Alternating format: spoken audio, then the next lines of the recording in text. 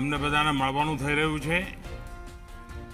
નવા વર્ષ આપનું ખૂબ સુખ શાંતિ અને સમૃદ્ધિવાળું જાય એવી સૌ ગુજરાતના મારા વાલા ભાઈઓ બહેનોને માટે હું प्रार्थना करूं છું. आप सभी को Arcelor Mittal Nippon steel India के हजीरा प्लांट का विस्तार होने पर बहुत बहुत बधाई. इस स्टील प्लांट के माध्यम से सिर्फ इन्वेस्टमेंट ही नहीं हो रहा है, बल्कि भविष्य के लिए नई संभावनाओं के अनेक द्वार भी खुल रहे हैं. 60,000 करोड़ से ज्यादा का निवेश गुजरात और देश के युवाओं के लिए रोजगार के अनेक अवसर बनाएगा. इस एक्सपांशन के बाद हजीरा स्टील प्लांट में क्रूड स्टील के उत्पादन की क्षमता 9 मिलियन टन से बढ़कर 15 मिलियन टन हो जाएगी. ये लक्ष्मी मित्तल जी को, भाई आदित्य को और उनकी पूरी टीम को बहुत बहुत बधाई देता हूं. साथियों, अमृत काल में प्रवेश कर चुका हमारा देश अब 2047 के विकसित भारत के लक्ष्यों की ओर बढ़ने को आतुर है. देश की इस विकास यात्रा में स्टील इंडस्ट्री की भूमिका और सशक्त होने वाली है, क्योंकि जब देश में स्टील सेक्टर मजबूत होता है तो इंफ्रास्ट्रक्चर सेक्टर मजबूत होता है.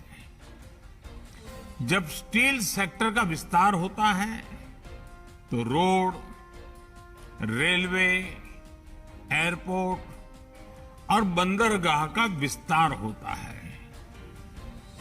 जब स्टील सेक्टर आगे बढ़ता है तो कंस्ट्रक्शन, ऑटोमोटिव सेक्टर में नए आयाम जुड़ जाते हैं.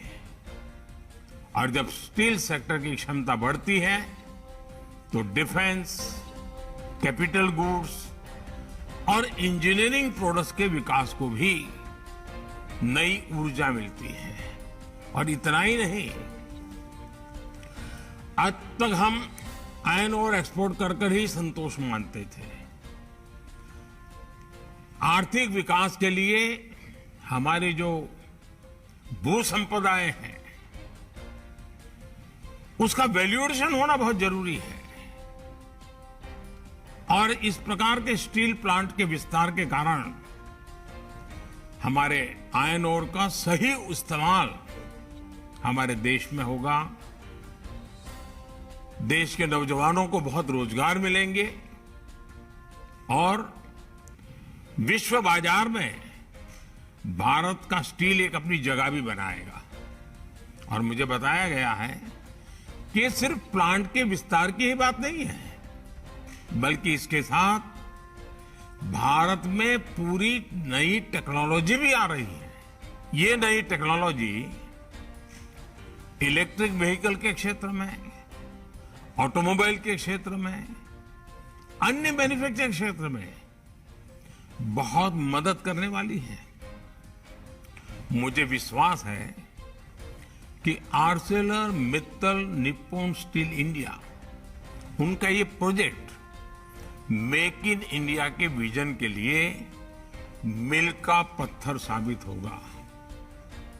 ये स्टील सेक्टर में विकसित भारत और आत्मनिर्भर भारत के हमारे प्रयासों को नई ताकत देगा. साथियों, आज दुनिया हमारी तरफ बहुत उम्मीद से देख रही है. भारत दुनिया का बड़ा मैन्युफैक्चरिंग हब बनने की दिशा में तेजी से आगे बढ़ रहा है. और सरकार इस सेक्टर के विकास के लिए आवश्यक पॉलिसी एनवायरनमेंट बनाने में तत्परता से जुटी है। मैं गुजरात सरकार को भी बधाई देता हूं कि भूपेंद्र भाई पटेल के नेतृत्व में जो नई इंडस्ट्रियल पॉलिसी आई है, वो भी गुजरात को मैन्युफैक्चरिंग हब बनाने की दिशा में बहुत ही दूरदृष्टि वाली वो पॉलिसी है। पिछले 8 वर्षों में सभी के प्रयासों की वजह से भारतीय स्टील इंडस्ट्री दुनिया की दूसरी सबसे बड़ी स्टील उत्पादक इंडस्ट्री बन गई है। इस इंडस्ट्री में विकास की अपार संभावनाएं हैं। सरकार की पीएलआई स्कीम से इससे विस्तार के नए रास्ते तैयार हुए हैं। आत्मनिर्भर भारत अभियान को मजबूती मिली है। इससे हमने हाई ग्रेड स्टील के उत्पादन बढ़ाने और आयात पर निर्भरता कम करने में दक्षता हासिल की है। इस हाई ग्रेड स्टील का इस्तेमाल क्रिटिकल और स्ट्रेटेजिक एप्लीकेशन में भी बढ़ गया है। आपके सामने आईएनएस विक्रांत का उदाहरण है। पहले हम एयरक्राफ्ट कैरियर में इस्तेमाल होने वाली स्टील के लिए दूसरे देशों पर निर्भर थे। देश की सुरक्षा को मजबूत बनाने के लिए हमें दूसरे देशों की मंजूरी की दरकार होती थी। ये स्थिति ठीक नहीं थी। इसे बदलने के लिए हमें आत्मनिर्भर बनने की जरूरत थी और भारतीय स्टील इंडस्ट्री ने नई ऊर्जा के साथ इस चुनौती को स्वीकार किया। इसके बाद डीआरडीओ के वैज्ञानिकों ने एयरक्राफ्ट कैरियर में इस्तेमाल होने वाले खास स्टील को विकसित किया। भारतीय कंपनियों ने हजारों मीट्रिक टन स्टील को प्रोड्यूस किया और आईएनएस विक्रांत पूरी तरह से स्वदेशी सामर्थ्य और तकनीक से तैयार हो गया। ऐसे ही सामर्थ्य को बढ़ावा देने के लिए देश ने अब क्रूड स्टील की उत्पादन क्षमता को 2 गुना करने का लक्ष्य तय किया है। अभी हम 154 मिलियन टन क्रूड स्टील का उत्पादन करते हैं। हमारा लक्ष्य है कि अगले 9-10 साल में हम बढ़कर के 300 मिलियन टन उत्पादन की क्षमता हासिल कर लें। साथियों, जब हम विकास के विजन के साथ आगे बढ़ रहे हैं तो कुछ चुनौतियों का भी ध्यान रखना होगा।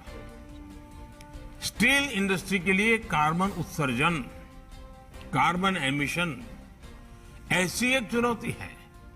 इसलिए एक तरफ तो हम क्रूड स्टील के उत्पादन की क्षमता का विस्तार कर रहे हैं, तो दूसरी तरफ एनवायरमेंट फ्रेंडली टेक्नोलॉजीज के इस्तेमाल को बढ़ावा भी दे रहे हैं। आज भारत ऐसी प्रोडक्शन टेक्नोलॉजीज विकसित करने पर बल दे रहा है जो न सिर्फ कार्बन का उत्सर्जन कम करे, बल्कि कार्बन को कैप्चर कर उसका दोबारा इस्तेमाल भी करे। देश में सर्कुलर इकोनॉमी को भी बढ़ावा दिया जा रहा है। सरकार और प्राइवेट सेक्टर मिलकर इस दिशा में काम कर रहे हैं। मुझे खुशी है कि एएमएनएस इंडिया ग्रुप का हजीरा प्रोजेक्ट भी ग्रीन टेक्नोलॉजी के इस्तेमाल पर बहुत बल दे रहा है।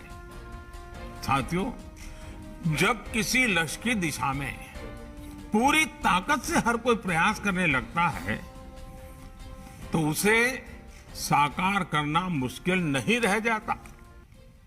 स्टील इंडस्ट्री को नई बुलंदियों पर ले जाने के लिए सरकार प्रतिबद्ध है। मुझे विश्वास है कि ये प्रोजेक्ट पूरे क्षेत्र और स्टील सेक्टर के विकास को रफ्तार देगा। मैं एक बार फिर एएमएनएस इंडिया की टीम को बहुत बहुत बधाई देता हूं, अनेक अनेक शुभकामनाएं देता हूं। महत्वपूर्ण मुद्दे पर जिस पर हमने अपना जवाब और बहुत सबसे ज्यादा कॉम्प्रिहेंसिव जवाब चुनाव आयोग को दिया है, उस पर चर्चा करने के लिए आज आपके सामने आए हैं। 16 जुलाई 2022 को प्रधानमंत्री मोदी ने बुंदेलखंड के अपने एक भाषण में पहली बार रेवड़ी शब्द का इस्तेमाल किया। यह चौंकाने वाली बात है और थोड़ी विस्मय वाली बात है कि चुनाव आयोग उसके बाद जागा और उन्होंने फ्रीबीज, रेवड़ी ऐसे शब्दों पर एक बहस करने के लिए राजनीतिक दलों से उनका जवाब मांगा। यह चौंकाने वाली बात इसलिए है क्योंकि इस देश के लोकतंत्र के प्रहरी जो संस्थाएं हैं, जो इंस्टीट्यूशंस हैं, वो इंडिपेंडेंटली एक्ट करें, अपने अधिकार क्षेत्र में एक्ट करें, इसमें हमें कोई समस्या नहीं है। लेकिन प्रधानमंत्री मोदी की 16 जुलाई की रैली के भाषण के बाद जब चुनाव आयोग हरकत में आता है और उस प्रभाव में कुछ करता है तो थोड़े सवाल जरूर उठते हैं, उनकी विश्वसनीयता पर, उनकी साख पर, उनकी प्रतिष्ठा पर। और मेरा अपना मानना है कि ये जो रेवड़ी का डिबेट है, जो ये रेवड़ी की चर्चा है, ये कहीं ना कहीं एक गलत दिशा में जा रही है।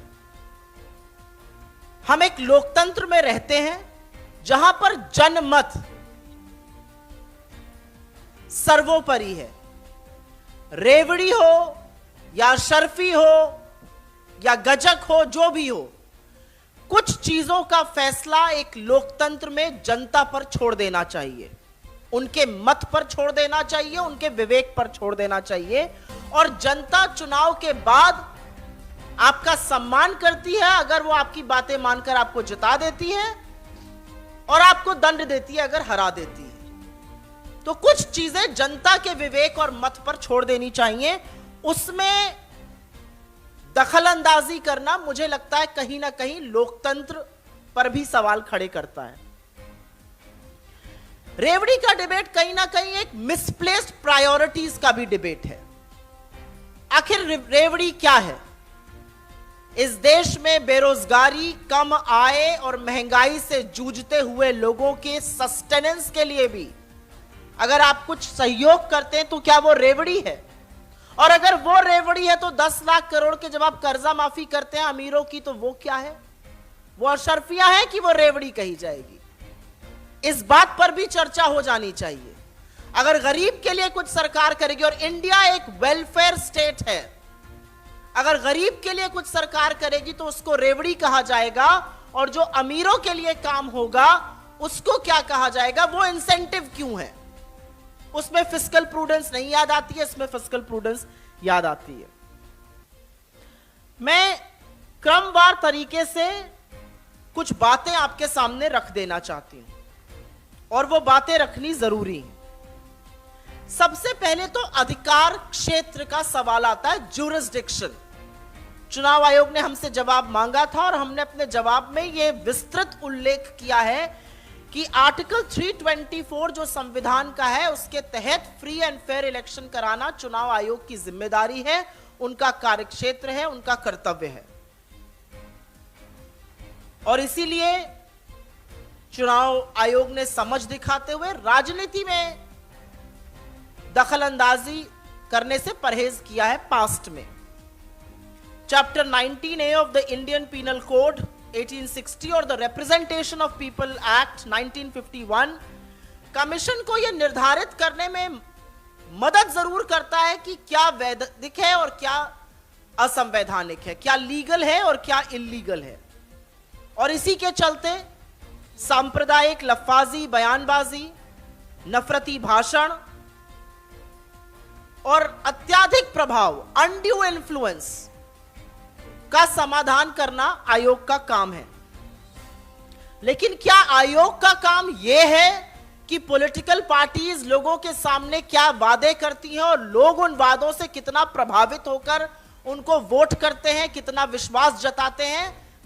हमारा अपना मानना है कि ये उनके अधिकार क्षेत्र में नहीं है। तो पहली बात हो गई अधिकार क्षेत्र की। दूसरी बात हो गई एनफोर्सेबिलिटी की, कि जो कानून बने हुए हैं उनका कितना पालन हो रहा है, उनकी कितनी देखरेख हो रही है, उनका कितना कार्यवान हो रहा है। हमें यह कहने में बिल्कुल परहेज नहीं है कि हमारा कानून कहता है कि सैन्य बलों का इस्तेमाल चुनाव में कोई राजनीतिक दल नहीं करेगा, लेकिन भारतीय जनता पार्टी ने तमामों पोस्टरों के तहत, भाषणों के तहत प्रधानमंत्री मोदी जी ने और अमित शाह जी ने सैन्य बलों का प्रयोग किया। हम इस पर आयोग के पास गए और आयोग ने उनको क्लीन चिट दी। आयोग के सामने बड़े ज्वलंत मुद्दे हैं और हमारा मानना है कि पहले उन ज्वलंत मुद्दों का निर्वहन कर लीजिए, बाकी बातें तो बाद में करिएगा। चाहे इंडियन रेलवेज का दुरुपयोग करना हो प्रचार के लिए, ऑफिशियल एजेंट्स का, बार बार मॉडल कोड ऑफ कॉन्डक्ट का उल्लंघन करना हो, प्रचार प्रसार करना हो निर्धारित समय के बाहर, ये सारे काम राजनीतिक दल भारतीय जनता पार्टी ने और प्रधानमंत्री मोदी ने किए हैं। इसकी सबकी सबमिशन हमने इलेक्शन कमीशन को बार बार दी है और लगातार उनको क्लीन चिट मिल जाती है। तो हमारा अपना मानना है कि सबसे पहले तो जो कानून बने हुए हैं उनको क्रियान्वित किया जाए, बाकी अधिकार क्षेत्र तो बाद में बढ़ाने की बात की जाए। अब यहां पर एक और बात आती है और यह बात है डेफिनेशन की, जो मैंने पहले भी कहा कि चुनाव आयोग कैसे डिसाइड करेगा फ्रीबी क्या है। एक गरीब मजदूर को जिसकी आय चली गई है, एक गरीब किसान को जिसको उपज का पैसा नहीं मिलता है, दिहाड़ी करने वाले जो आत्महत्या कर रहे हैं, अगर उनके परिवारों को थोड़ी सी सहायता सरकार देती है, जो इसका मॉरल दायित्व है, नैतिक दायित्व है सरकार का देना, उसको कौन फ्रीबी डिसाइड करेगा। और अगर आपने उसको रेवड़ी या फ्रीबी मान लिया तो यह भी बात होती है कि आप इसको लागू कैसे करिएगा। क्या आप कैंडिडेट को डिस्क्वालीफाई करिएगा, क्या आप पार्टी को बैन करिएगा, क्या आप ये देखिएगा कि कौन से वादे किए गए और कौन से वादे पूरे किए गए। क्या आप हर इलेक्शन रैली में जो बड़े बड़े जुमले छोड़े जाते हैं भारतीय जनता पार्टी और खासतौर से मोदी जी के द्वारा, उन पर कार्रवाई करिएगा। और इसकी एक लंबी फहरिस्त है, उसके बारे में अभी हम बात करते हैं। तो हमारा अपना मानना यह है कि जो समस्याएं है ही नहीं उसका समाधान ढूंढा जा रहा है, लेकिन जो ज्वलंत समस्याएं हैं, जो लोकतंत्र को कमजोर करती हैं, उस पर आयोग चुप है और उसकी समस्याओं के बारे में बात नहीं हो रही। और अब मैं आपको क्रमवार तरीके से बता देती हूं कि रिस्पॉन्सिबल वादे क्या होते हैं और कैसे पूरे किए जाते हैं, और इर्रिस्पॉन्सिबल जुमलेबाजी क्या होती है। कांग्रेस ने अपने घोषणा पत्र में मनरेगा की बात करी, हमने अपना वादा पूरा किया और आज मनरेगा संजीवनी बनके ग्रामीण क्षेत्रों में खड़ा है। हमने अपने घोषणा पत्र में खाद्य सुरक्षा की बात करी, हमने वो अधिनियम बनाया और ये सच है कि उसी के चलते आज लोगों की थाली में भोजन है।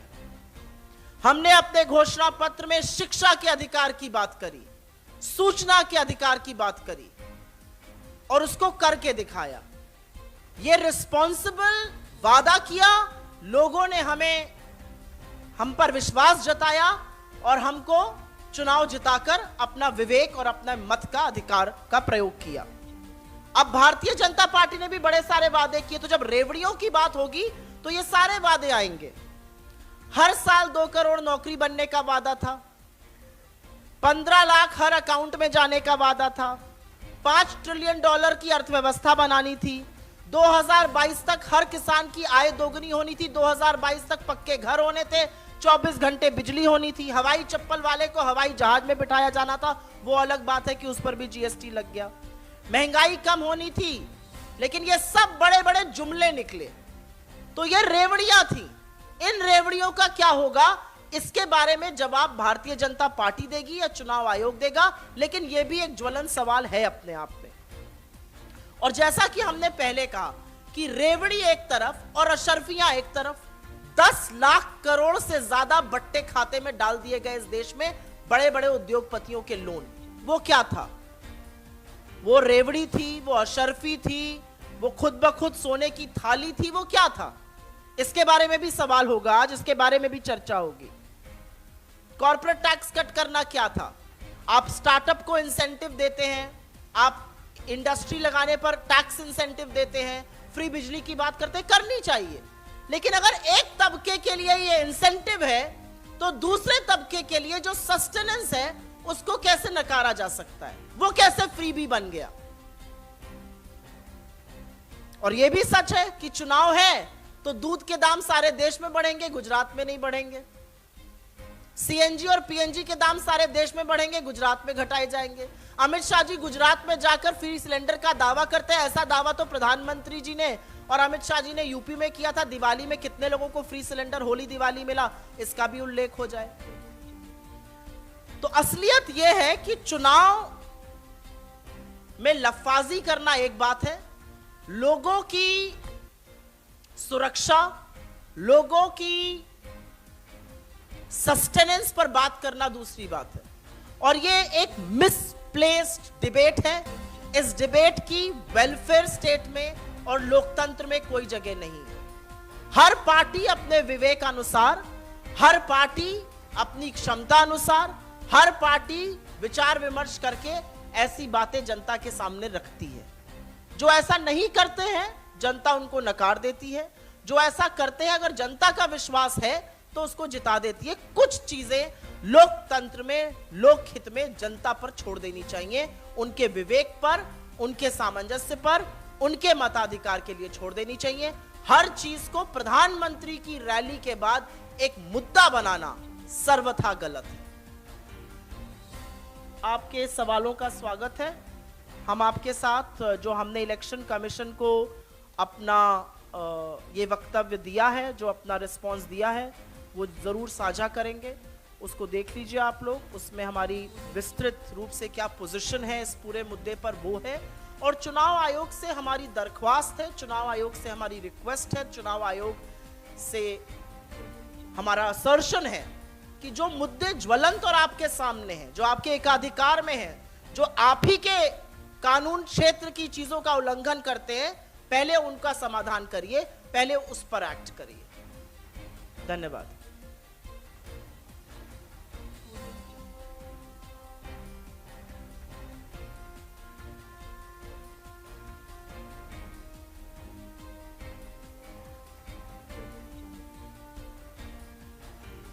नो, बिल्कुल भी नहीं। हमारा अपना मानना यह है क्योंकि चुनाव आयोग ने इस पर राजनीतिक दलों से जवाब मांगा, हमने अपने जवाब में साफ तौर से यह निहित किया है कि यह आपके कार्यक्षेत्र में नहीं है। और हमने चुनाव आयोग के सामने अपनी बात रखते हुए कहा है कि यह सारी चीजें लोकतंत्र में जनता पर छोड़ देनी चाहिए। हमने चुनाव आयोग को सिर्फ ये याद दिलाया है कि बहुत सारी ऐसी बातें, चाहे वो सांप्रदायिक बयानबाजी हो, चाहे वो नफरती भाषण हो, चाहे वो चुनाव आयोग की अपनी गाइडलाइंस का उल्लंघन हो, वो लगातार कुछ राजनीतिक दलों ने और खास तौर पर पदों पर बैठे हुए लोग, चाहे वो मोदी जी हो और अमित शाह जी हो, उन्होंने किया है और इस पर भी एक्शन होना चाहिए। मुझे ऐसा लगता है कि लोकतंत्र के प्रहरी होने के नाते चुनाव आयोग को इस पर सख्त और कड़ी कार्रवाई करना जरूरी है।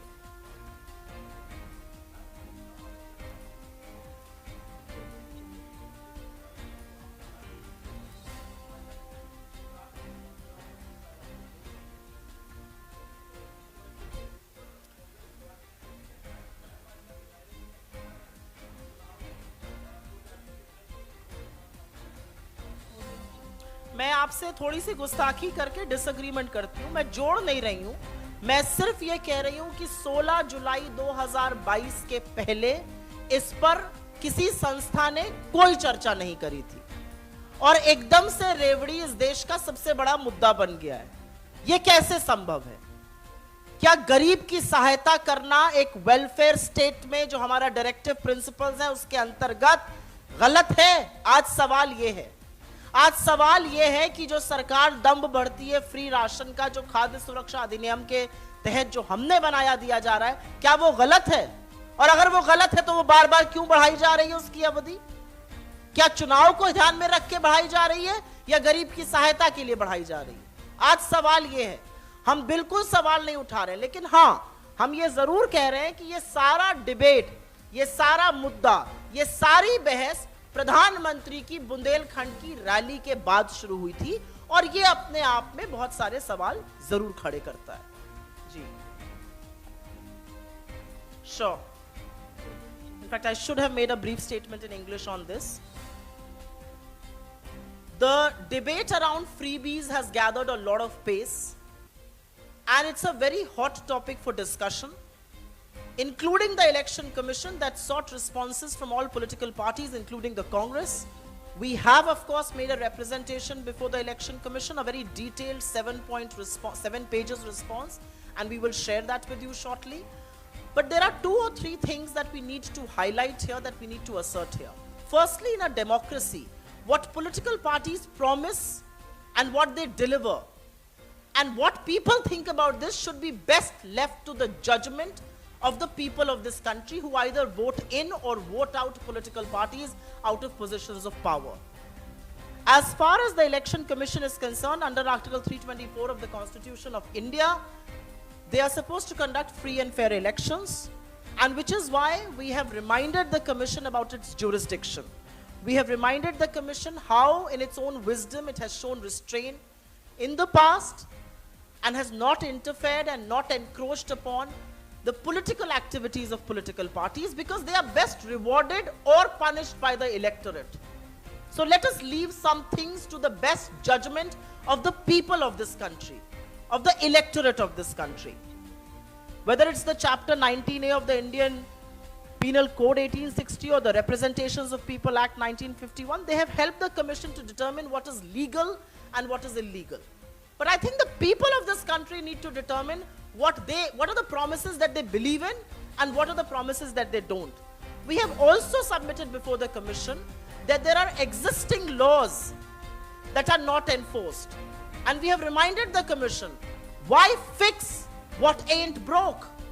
This is not an issue that needs to be fixed, because this isn't a problem. What is a problem is the kind of hate speeches, the kind of misuse of armed forces done by both the Prime Minister and the Home Minister, the representations that we have made before the Commission, on which both Mr. Modi and Mr. Shah have got clean chits, the misuse of Indian Railways, official agents, violations of the Model Code of Conduct, campaigning by the PM beyond hours of campaign, prohibited hours. I think these are things that the ECI really needs to focus on for its own credibility and for enforcing the faith that people have in the Commission as far as free and fair elections are concerned. And of course, we've stepped back and asked that who is going to define what is a freebie? In a country which is battling with high prices, high inflation, unemployment, loss of wages, is help by a welfare state a freebie? We don't think so. And if that is a freebie, what would you call the 10 lakh crores being written off for corporates? What would you call the corporate tax cuts? What would you call the incentives given to businesses to start production or to start units, or the incentives given to startups? If they are incentives, then how can sustenance models be freebies?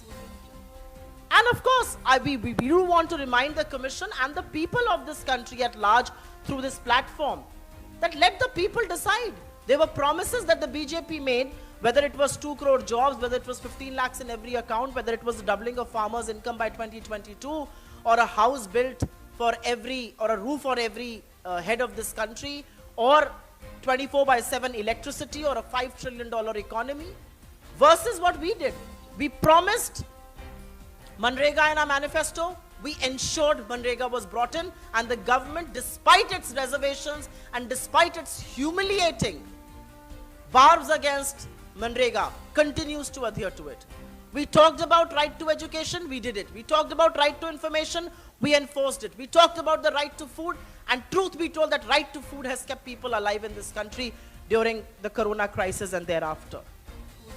So the questions to be asked is, when the Home Minister says there will be free cylinders given in Gujarat, why should we not turn around and ask him? He had made a similar promise in UP.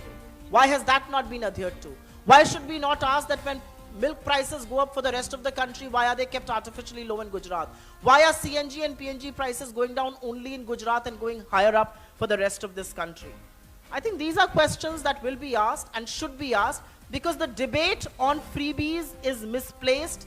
It is about the wrong priorities of the government.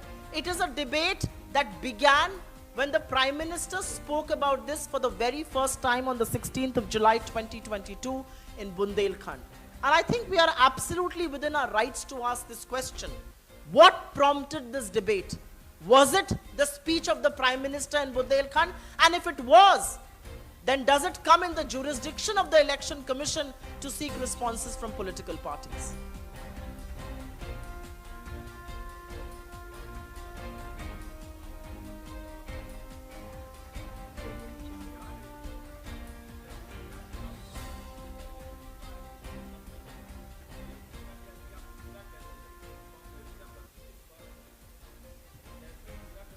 हमारी आपत्ति नहीं है, हमारी जो मत है, हमारा जो स्टैंड है, वो चुनाव आयोग के अधिकार क्षेत्र को लेकर है और जो पेंडिंग कानून है उनकी एनफोर्सेबिलिटी को लेकर है। चुनाव आयोग के सामने एक बहुत बड़ी समस्या है कि किस तरह से नफरती भाषण, सांप्रदायिक बयानबाजी, किस तरह से अनड्यू इन्फ्लुएंस, किस तरह से उनके ही रूल्स का उल्लंघन प्रधानमंत्री मोदी करते हैं लगातार। तो पहले इन चीजों को तो सुलझा लें। और अधिकार क्षेत्र की बात हमने इसलिए करी क्योंकि मुझे ऐसा लगता है कि कुछ चीजें लोगों के विवेक पर, लोगों के मत पर छोड़ देनी चाहिए। अगर लोगों को लगता है कि हम मनरेगा कर सकते थे तो लोगों ने विश्वास जताया और हमने वो करके दिखाया। यह अलग बात है कि प्रधानमंत्री मोदी ने भी एक लंबी फेहरिस्त दी थी अपने चुनावी भाषणों में, उसमें से कुछ करना तो दूर, अभी अच्छे दिन का इंतजार ही करा रहे हैं। यह अलग बात है कि अच्छे दिन का अब नाम नहीं लेती है भारतीय जनता पार्टी। यह अलग बात है कि 2 करोड़ सालाना रोजगार की बात नहीं करती है। यह अलग बात है कि अब $5 ट्रिलियन की इकोनॉमी की कोई बात नहीं करता, $3 ट्रिलियन पे तालियां बजाई जाती हैं। तो मेरा अपना मानना यह है कि अधिकार क्षेत्र और प्रायोरिटीज, रेवड़ी क्या है, यह भी अपने आप में एक डिबेट है। हो सकता है कि किसी गरीब के लिए फ्री राशन मिलना जरूरी है, सहयोग है, यह सरकार का कर्तव्य है। और जो सरकार कॉर्पोरेट टैक्स काटती है वो यहां पर रेवड़ी की बात करेगी। आपको सारी फिस्कल प्रूडेंस, सारा राजकोष तभी याद आता है जब गरीब के लिए कोई बात करी जाती है। आज मिड डे मील क्यों जरूरी है? क्योंकि मिड डे मील कुपोषण का शिकार होते हुए बच्चों के लिए संजीवनी बनती है।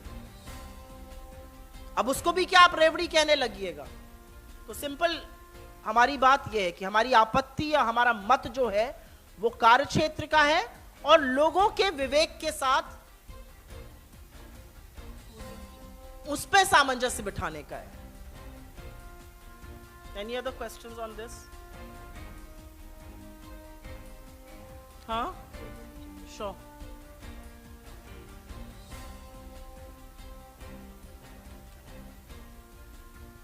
Sorry, can you go again? हाँ, okay. I heard Mr. Kuta.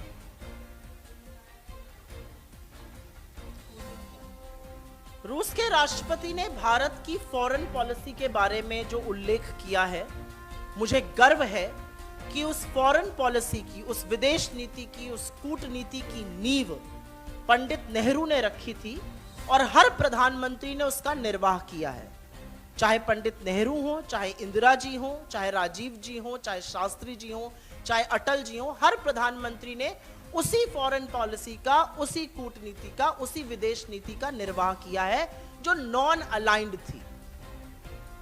हम अपने अधिकार की, अपने हित की बात करते हैं और हम किसी भी ब्लॉक के साथ अलाइन नहीं होते।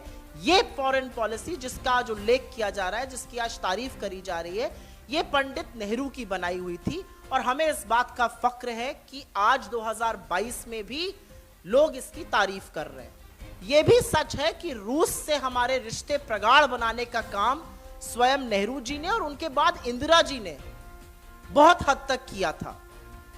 और यह भी सच है कि आज हम रूस से तेल आयात कर रहे हैं और फर्टिलाइजर 8 गुना हो गया आयात करना, और इसलिए रूस हमारी तारीफ कर रहा है।